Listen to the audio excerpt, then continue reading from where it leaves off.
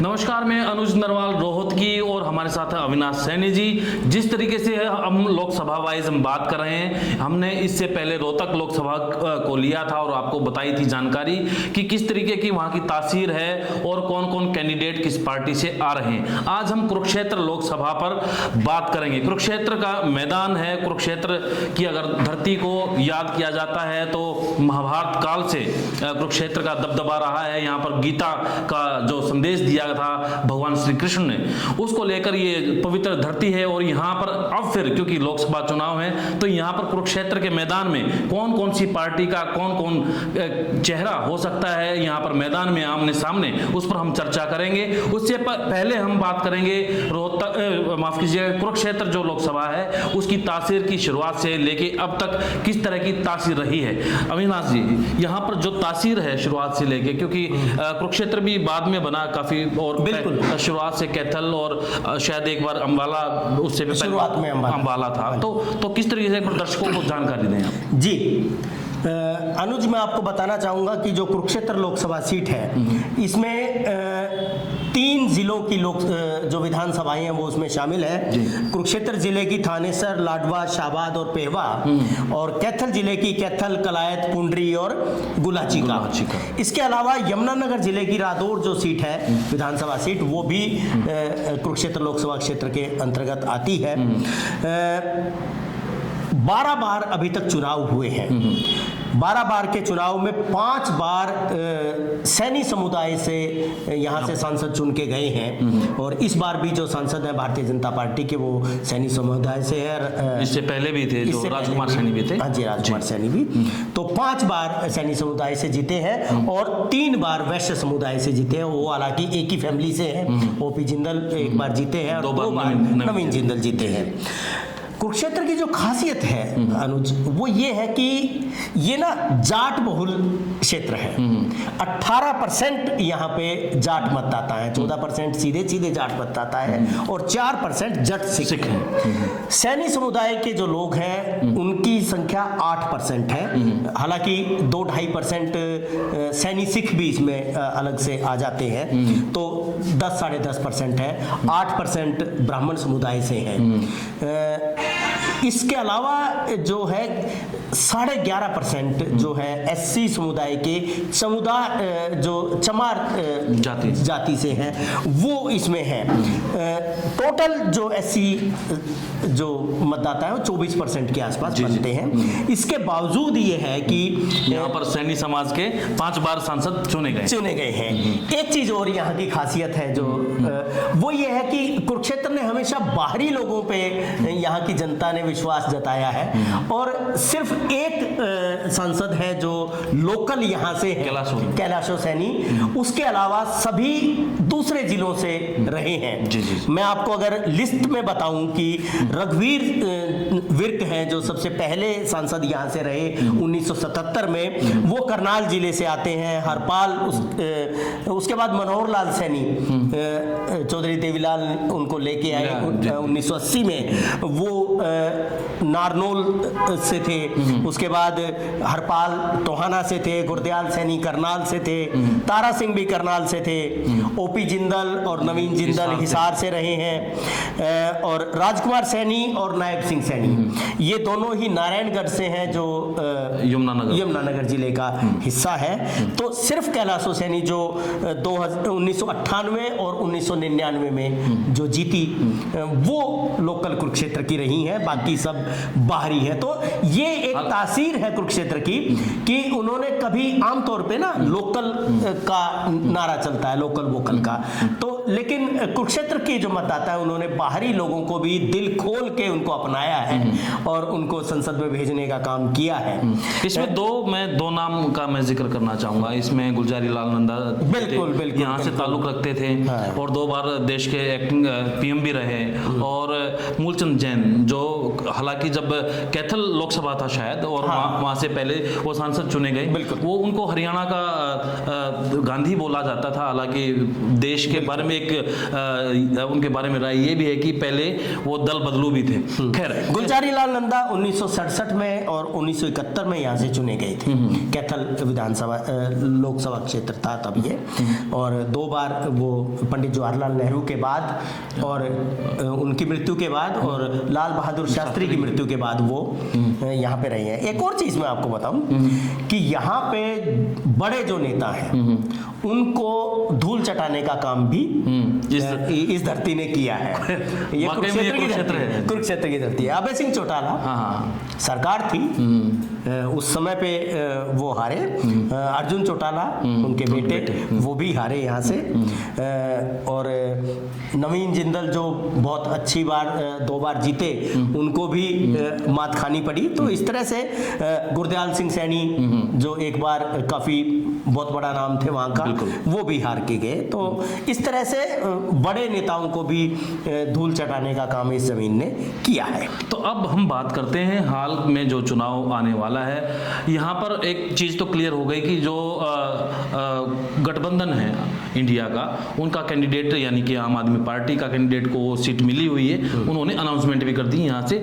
जो आम आदमी पार्टी के प्रदेश अध्यक्ष हैं डॉक्टर सुशील गुप्ता, उनको सीधी सी बात है वहाँ पे अब क्लियर हो गया है। कांग्रेस और आम आदमी पार्टी का क्लियर हो गया है। अब बची हैं भाजपा बची हैं, और वहाँ से जो दिग्गज हम जो बात कर रहे थे, अब से जो पहले वाले राजकुमार सैनी, इससे पहले जो सांसद थे बीजेपी से थे, लेकिन लोकतंत्र सुरक्षा पार्टी है, अब उन्होंने अपनी पार्टी बना ली है, तो वो भी हैं। उन्होंने उनकी भी खबर हमको मिली है जो, तो उसमें उन्होंने भी अनाउंसमेंट कर दिया है। बिल्कुल। तो इस पे हम चर्चा करेंगे, बीजेपी के कैंडिडेट्स की करेंगे, उसके बाद उनके ऊपर जाएंगे। हाँ, देखो मैं आपको बताना चाहूँ कि बीजेपी ने जो अपना पैनल भेजा है, स्टेट बीजेपी ने अपनी मीटिंग की है, और उस मीटिंग में हर सीट से अपना एक पैनल भेजा है।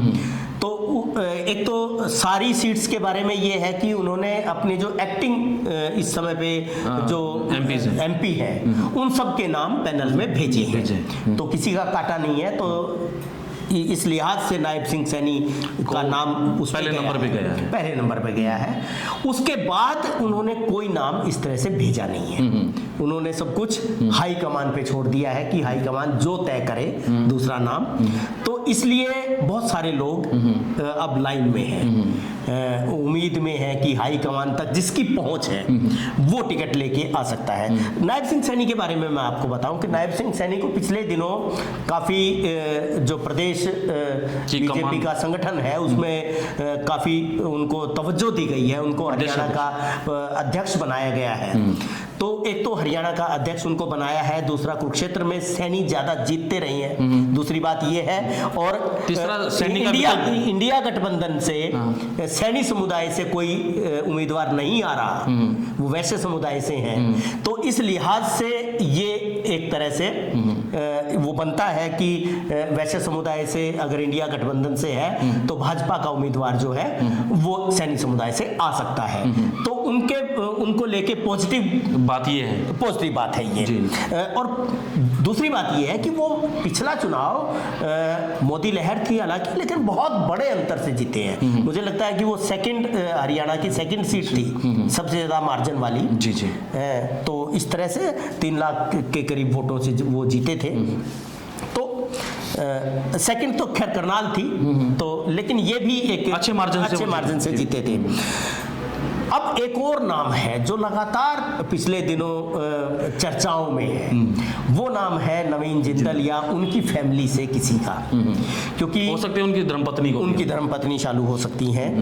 तो ये नाम भी हो सकता है। इसीलिए मुझे लगता है कि पैनल में इसलिए नहीं गया होगा शायद क्योंकि अभी भाजपा ज्वाइन नहीं किया, लेकिन वो बहुत नजदीक है, उनके जो भाई हैं वो बहुत नजदीक है। और पिछला चुनाव भी कांग्रेस उनको टिकट देना चाहती थी, लेकिन उन्होंने मना किया, तो ये इक्वेशंस बन रही हैं कि वो इस समय पे कांग्रेस के नजदीक जाने की बजाय, कांग्रेस से टिकट लेने की बजाय वो भाजपा से टिकट लेना पसंद करेंगे अगर वो चुनाव लड़ना चाहते हैं तो। और अगर वो चुनाव लड़ना चाहते हैं तो उनकी लॉटरी लग सकती है, क्योंकि हाईकमान के साथ बहुत अच्छे रिश्ते हैं उनके, बहुत बड़े बिजनेसमैन हैं और उस यहाँ पार्टी से बड़े मार्जिन से जीतते रहे हैं, और 3 बार उनके परिवार से वो सांसद वहां पर बिल्कुल बिल्कुल जी। तो ये एक दूसरा नाम जो ये हो सकता है। इसके अलावा भी कुछ नाम है, डीडी शर्मा है, वो भी यहाँ के हैं, तो उनका भी हो सकता है। दो भाजपा और इंडिया गठबंधन के अलावा जो बड़ा नाम आ रहा है वो राजकुमार सैनी का है, जो राजकुमार वहीं से ताल्लुक रखते हैं। बिल्कुल, हाँ, वो हालांकि वहां से ताल्लुक नहीं रखते हैं, नहीं, अब तो वहाँ मकान बना लिया, अब तो वहीं से, क्योंकि सेक्टर्स में रहते हैं वो, मुझे ध्यान है। जी।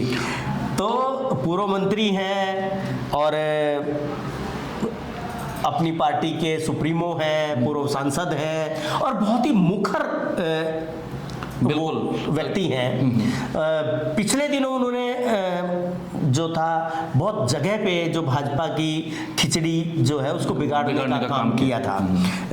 वो गोहाना से उन्होंने लड़ा चुनाव और बहुत अच्छे वोट हासिल किए।